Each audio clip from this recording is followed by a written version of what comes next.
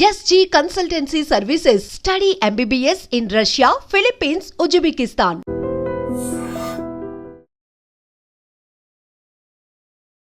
Hi hello namaste, welcome back to iDream Media. ఈరోజు మనతో ఉన్నారు సర్టిఫైడ్ ఫైనాన్షియల్ ప్లానర్ అయిన రామచంద్రమూర్తి గారు.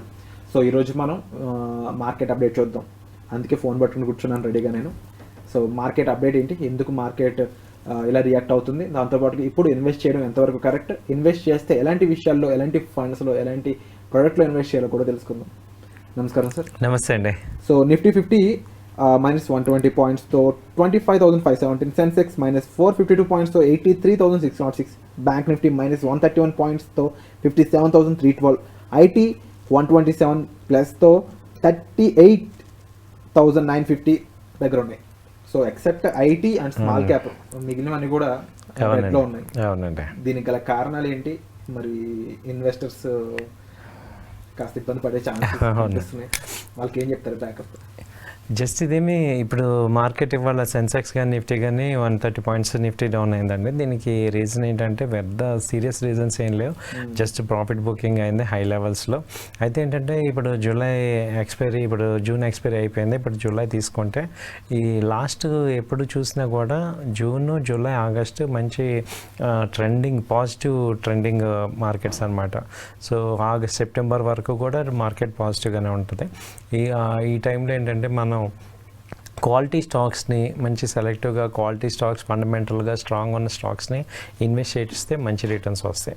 అలాగే ఇప్పుడు by and dips strategy follow అవ్వాలి. అంటే డౌన్ అయినప్పుడు బై చేయండి, షార్ట్ సెల్లింగ్ చేయొద్దు, అడ్వైజబుల్ కాదు. బై అండ్ డిప్స్ బెటర్ అనమాట. సో మంచి అసెట్ క్రియేట్ చేసుకోవటానికి నెక్స్ట్ ఇప్పుడు ఈ నెలలో ఏంటంటే క్వార్టర్లీ రిజల్ట్స్ అన్నీ వస్తుంటాయి.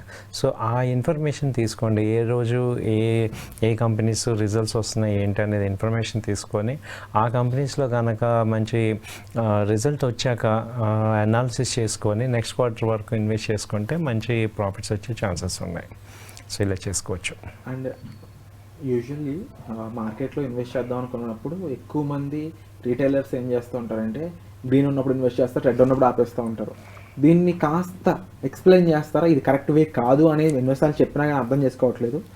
మార్కెట్ ఫాల్ ఎప్పటి వరకు ఆపర్చునిటీ?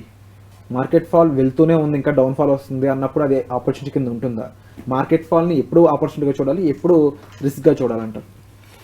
గుడ్ క్వశ్చన్ సార్, చాలా మంచి క్వశ్చన్ అడిగారు. ఇప్పుడు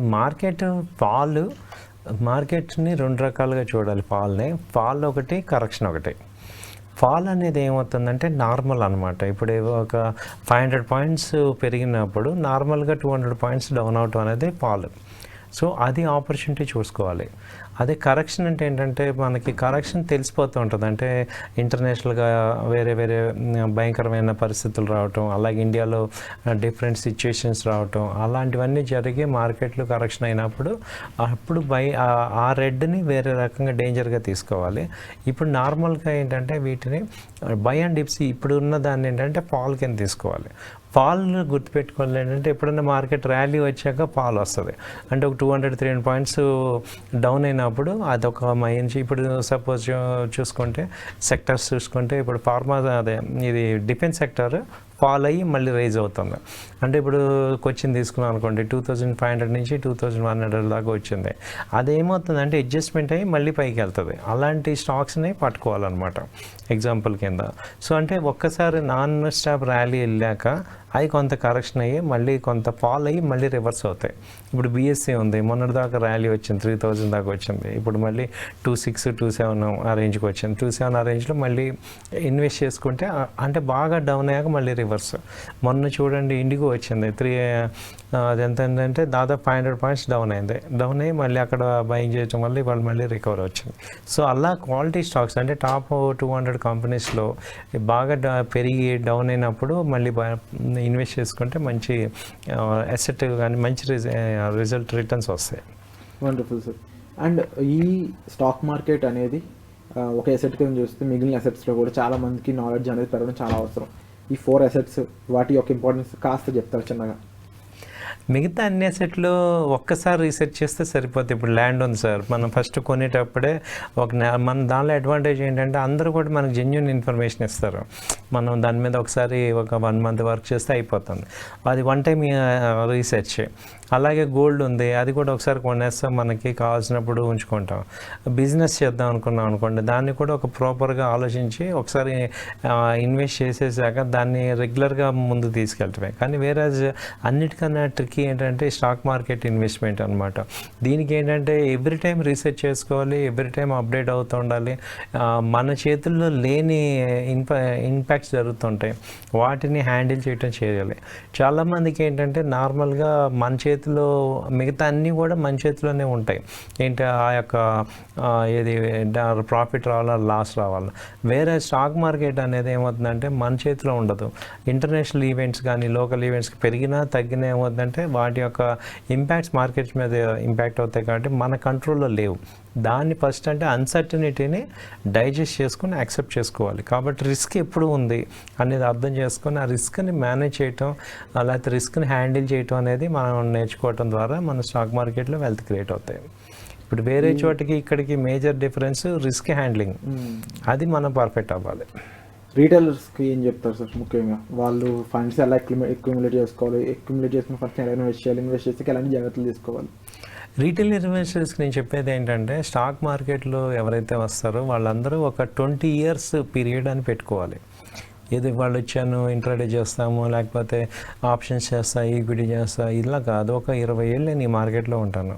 మనం ఒక ల్యాండ్ ఎలా కొంటామో అలా ఒక 20 years ఉంటాం. సో మీకు ఒక అవగాహన రావడానికి, మీరు ఒక మాస్టర్ అవ్వాలి, ఒక ప్రొఫెషనల్ అవ్వడానికి ఒక 3 to 5 years టైం పడుతుంది. సో దీనిలో మిస్టేక్స్ అవుతుంటాయి, యాక్సెప్ట్ చేయండి. ఆ మిస్టేక్స్ ఏంటంటే విపరీతమైన లాసెస్ అవ్వద్దు, అవుతుంటాయి ఒక్కోసారి, మనం అనుకున్నట్టు జరగవు.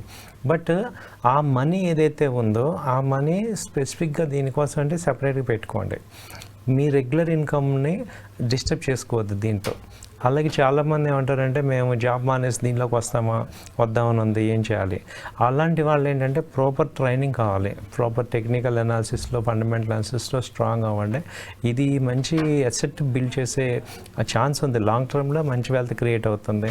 ఆల్రెడీ మనం చాలామంది చూసాం వెల్త్ క్రియేట్ అయిన వాళ్ళని. అలా అవ్వాలి అంటే దానికి తగ్గ మెంటల్గా స్ట్రాంగ్నెస్, ఎలిజిబిలిటీ పెట్టుకోవాలన్నమాట. వాటికి నాలెడ్జ్ ఇంపార్టెంట్, పేషెన్స్, ఒక పాజిటివ్ ఎన్విరాన్మెంట్తో ఉండాలి. అంటే మార్కెట్స్ క్రాష్ అవుతున్నప్పుడు తక్కువ రేట్లు దొరుకుతాయి కాబట్టి అక్కడ కొనే కెపాసిటీ ఉండాలి మెంటల్గా, అలాగే ఫైనాన్షియల్గా కూడా. ఈ 2 రకాలుగా ఉంచుకొని మనకి రైజ్ అవుతున్నప్పుడు చాలామంది రీటైలర్స్ ఏంటంటే రైజింగ్లో కొంటాం, తగ్గిపోతున్నప్పుడేమో సెల్ చేసేస్తాం. ఆ యాటిట్యూడ్ నుంచి బయటికి రావాలి. సో లాంగ్ టర్మ్ ఒక 20 years అనేది మనం పెట్టుకుంటే మంచి వెల్త్ క్రియేట్ చేసుకోవచ్చు. Wonderful sir, and thank you so much for the information sir. ముఖ్యంగా స్టాక్ మార్కెట్లో ఇన్వెస్ట్మెంట్స్ చేసే ముందు జాగ్రత్తలు తీసుకోండి. తప్పకుండా ఈ ఎపిసోడ్కి సంబంధించిన ఇన్ఫర్మేషన్ మీకు ఎలా అనిపించిందో కామెంట్ సెక్షన్లో మీ అభిప్రాయం కూడా మెన్షన్ చేయండి. Thank you so much.